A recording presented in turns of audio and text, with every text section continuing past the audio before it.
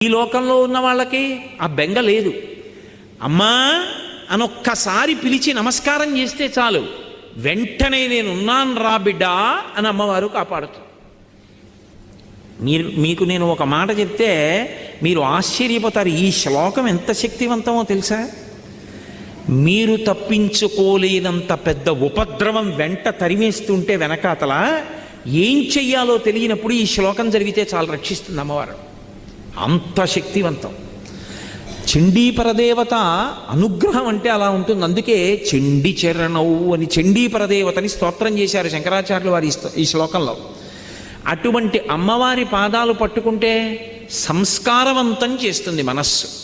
ఇక్కడ మీరు నన్ను ఒక ప్రశ్న అడగచ్చు, ఏమండి ఒకవేళ అసలు కోర్కెల మీద వ్యామోహం పోక, అసలు వ్యామోహం అనేటటువంటిది పోతే కదండి ధర్మబద్ధం చేసుకుందామన్న కోరిక. ఆయన అలా చెప్పారు.